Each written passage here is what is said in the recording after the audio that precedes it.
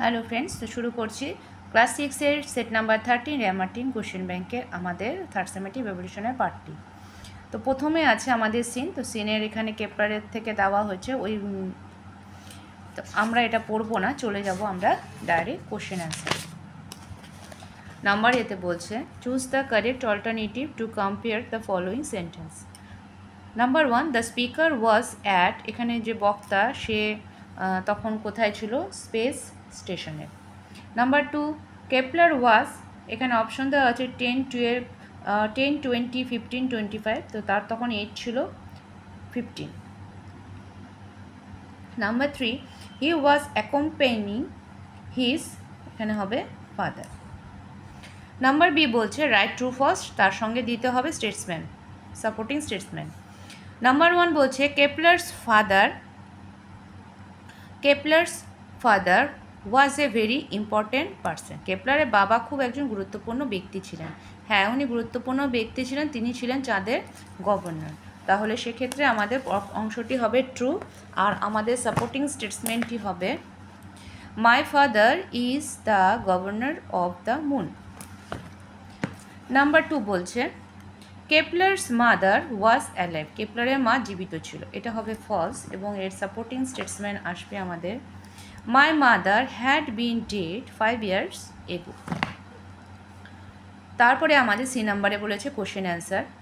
Number 1, why did the speaker have a feeling that he could touch the earth, তো বক্তা কেন মনে হয়েছিল যে সে পৃথিবীকে স্পর্শ করতে পারবে? The speaker had a feeling that he could touch the earth because it seemed so close to him, তার মনে হয়েছিল পৃথিবী একদম তার কাছে আছে। নাম্বার 2 বলছে from whom did the speaker hear stories of the earth, তো কার কাছ থেকে সে পৃথিবীর গল্প শুনেছে? The speaker hear stories of the earth from his mother, সে তার মায়ের কাছ থেকে গল্প শুনেছে। Number 3, who surrounded the speaker's father, তার বক্তার বাবা চারপাশে কারা ছিল, ঘিরে ছিল? The reporters surrounded the speaker's father. Next চলে আসছি নাম্বার 2-তে। তো নাম্বার 2 এর গল্পটি, আমাদের যে পোয়েমের অংশটি দেওয়া আছে সেটি হলো আমাদের, তো পোয়েমের অংশটি আছে আমাদের how the little kite learn to fly. Number এতে বলছে complete the following sentence with the information from the above extract of the poem. Number 1, the little kite looked at other things high over his head. Number 2 বলছে the big kite advice the little kite, বড় ঘুড়িটি তার ছোট ঝুড়িটিকে উপদেশ দিয়েছিল, যে কি উপদেশ দিয়েছিল? To fly.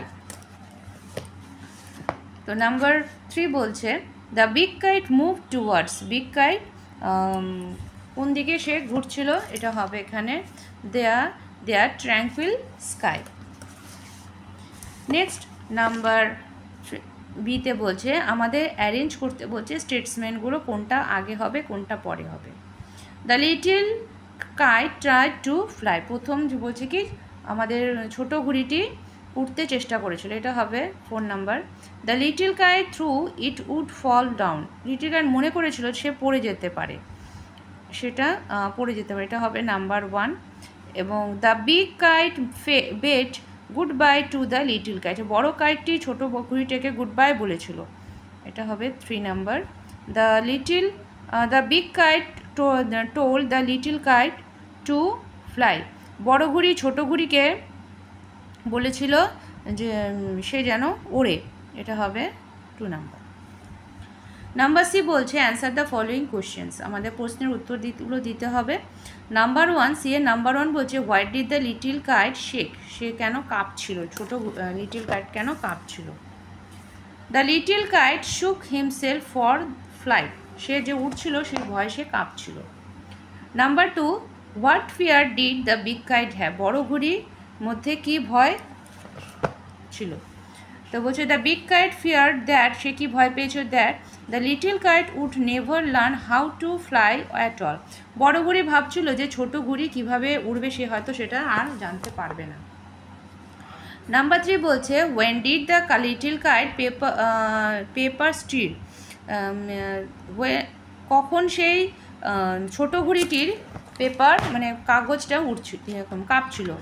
When the little kite saw that the big kite rose towards their tranquil sky, his paper strayed at the sight. যখন ও দেখলো যে বড় ঘুড়ি অনেক উঁচুতে উঠে গেছে, তখন ও সেই দৃশ্য দেখে তার ঘুড়ি পেপারটা কাঁপছে। আমাদের সিন হয়ে গেছে, এখন চলে আসছে আমরা আনসিনে। তো আনসিনে আমাদের আগে পড়ে নিতে হবে, তারপরে আমরা পরবর্তী অংশের উত্তরগুলো দেব। এখানে বলছে Netaji Subhas Chandra Bose was born at Cuttack in Odisha on 23 জানুয়ারি 1897। নেতাজি সুভাষচন্দ্র বসু 23 জানুয়ারি 1897 খ্রিস্টাব্দে উড়িষ্যার কটক শহরে জন্মগ্রহণ করেন। His father Janakinath Bose was a government pleader, তার বাবা ছিলেন জানকীনাথ বোস, যিনি ছিলেন সরকারের একজন pleader. And his mother Prabhavati Devi a pious and strong willed lady, এবং তার মা ছিল একজন প্রভাবতী দেবী, তিনি ছিলেন একজন খুব প্রচণ্ড শক্ত এবং প্রতিভাবান মহিলা। Netaji had a bright career through out his student life in India. Netaji ছোটোবেলা থেকেই আমাদের ভারতের শিক্ষালাভ করে এবং সেখানেই তিনি একজন বুদ্ধিমান ছাত্র ছিলেন। After graduation from Scottish church college থেকে তার গ্র্যাজুয়েশন স্নাতক পাস হওয়ার পরে হি ওয়েন্ট টু ইংল্যান্ড, তিনি ইংল্যান্ডে চলে গিয়েছিলেন to complete for the ICS exam and stood fourth in order of merit. তিনি ICS এক্সাম পরীক্ষা দিয়েছেন এবং সবার মধ্যে তিনি 4 নম্বর চতুর্থ স্থান অধিকার করেন। রিটার্ন টু ইন্ডিয়া, তিনি ইন্ডিয়াতে ফেরত আসলেন, but he did not follow the Britain track, কিন্তু সেখানে তিনি ভারতে ফিরে আসলেন, কিন্তু তিনি ব্রিটিশদের যে নিয়মকানুন সেগুলো তিনি মানতেন না।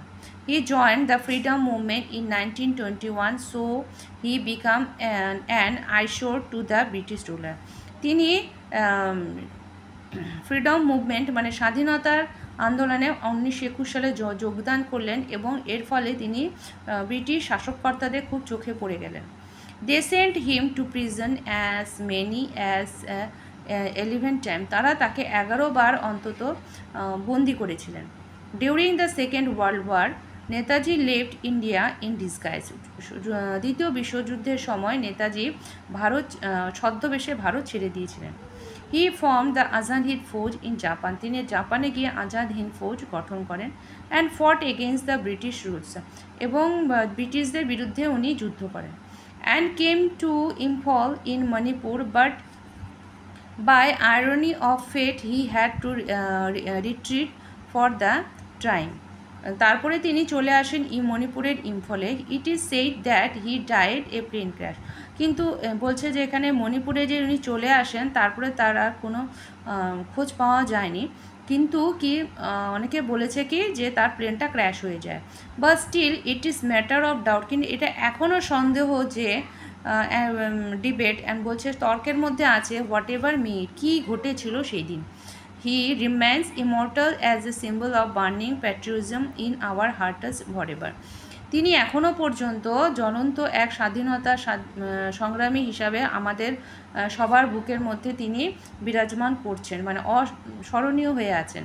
তিনি যে অমরত্ব হিসাবে আমাদের মনের মধ্যে স্থান গ্রহণ করছেন, কারণ তিনি যে মারা গেছেন কে মারা যায়নি সেটা এখনও আমাদের কাছে ক্লিয়ার হয়নি। তো নাম্বার এ আমাদের 3 নাম্বারে কোশ্চেন বলেছে নেতাজি ওয়াজ বর্ন ইন, বলছে এখানে ওড়িশা। নাম্বার 2 বলছে as a student Netaji was, বলছে average, bright, very ordinary, poor, তো এখানে হবে আমাদের bright. Number 3 Netaji's father was and pleader, doctor, engineer, farmer, এটা হবে প্লিডার। নাম্বার বি আমাদের কজ এফেক্ট দিয়েছে, এখানে বলেছে কারণ ফলাফল। এফেক্টে বলেছে Netaji became an eyesore to the British ruler, তিনি ব্রিটিশদের চোখের মধ্যে ধরা পড়ে গিয়েছিলেন। তার ফলে কি কারণটা কেন ছিল? He joined the freedom movement in 1921। Next number 2 বলছে কজে বলেছে কারণ Netaji completed his graduation from the Scottish church college থেকে তিনি তার স্নাতকের ডিগ্রি লাভ করেন। এর ফলে কি হয়েছিল এফেক্ট?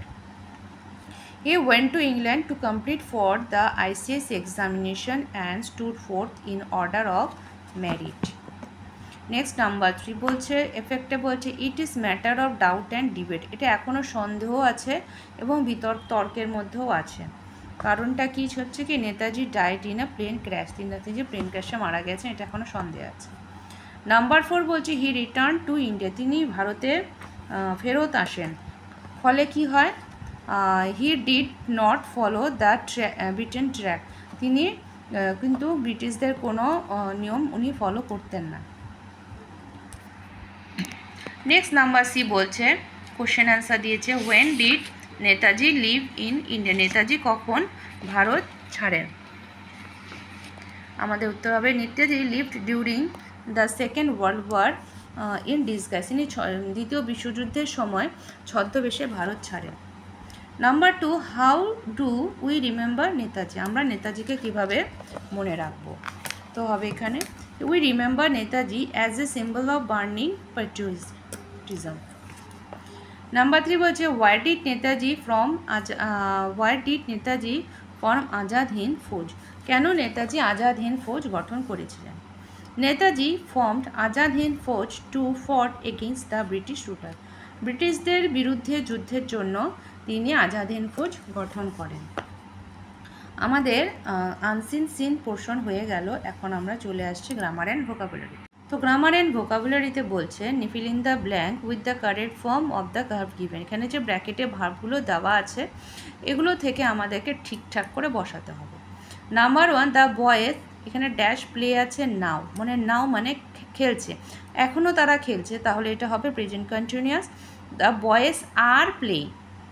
নাম্বার 2 হবে do you dash like tea, তুমি কি, এটা প্রেজেন্ট টেন্সে দেখো ডু দিয়ে আছে, ডু প্রেজেন্ট টেন্স, তুমি কি চা পছন্দ করো, তো এখানে লাইকই বসবে। Number 3 I dash the book already, আমি বইটি অলরেডি পড়ে ফেলেছি, মানে কিছুক্ষণ আগে এটা পড়ে ফেলেছি, এখানে হবে আই হ্যাভ রিড। নাম্বার 4 হবে they dash live here for 5 years, তারা এখানে 5 বছর যাবত আছে, মানে তারা এখনও আছে, সেক্ষেত্রে হবে আমাদের হ্যাভ বিন লিভিং। উত্তরগুলো দেখে নাও, প্রথমটি আর প্লেইং, তারপরে লাইভ, তারপরে হ্যাভ রিড অ্যান্ড পরে হবে হ্যাভ বিন লিভিং। নাম্বার 5 বলছে state the state of the following sentence, what is your name, তোমার নাম কি, এখানে আমাদের প্রশ্নবোচক, এটা হবে এখানে ইন্টারোগেটিভ। নেক্সট নাম্বার 2 বলছে his father is a doctor, এটা বর্ণনামূলক বাক্য, সেই জন্য এটা হবে অ্যাসার্টিভ সেন্টেন্স। নেক্সট নাম্বার 3 বলছে open the door, open the door এটা আদেশমূলক বাক্য, আদেশ করছে, সেই জন্য এটা হবে ইম্পারেটিভ সেন্টেন্স। নাম্বার 4 বলছে মে গড ব্লেস ইউ, এটা হবে অপটেটিভ সেন্টেন্স। হয়ে গেল। এরপরে number 6 fill in the blank with suitable article, এখানে কোনটা বসবে article? The Ganga is a name, the মানে গঙ্গা একটি পার্টিকুলার নদীর নাম, সেই জন্য এখানে দা বসলো। Is a name of an important river বা অফ দ্য ইম্পর্টেন্ট রিভার, দুটোর মধ্যে একটা লিখতে পারো। নাম্বার 7 বলছে fill in the blank with suitable preposition বসাতে হবে। Number 1 Ravan was killed by Ram, দেখো বাই বসছে কারণ রামের দ্বারা তিনি হত্যা হয়েছেন, মানে কোনো মানুষ তাকে হত্যা করেছে, সেই জন্য এখানে বাই বসলো। Number 2 he lives in Kolkata, বড় শহরে আগে ইন বসে।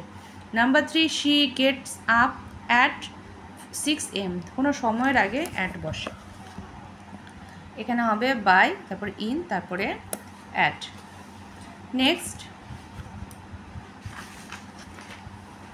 নাম্বার 8 বলছে আমাদের এগুলোর ওয়ার্ডগুলোর ইংলিশটা বলে করতে হবে। তো সিংহি, এটা হবে এখানে সিংহি হবে লায়নেস, তারপরেটি হবে হেয়ার, তারপরে স্প্যারো, কাইট, ফ্যালকন। নাম্বার 6 হবে tongue, number 7 stomach, number 8 vein, number 10 West, number 9 West, number 10 হবে রিবস।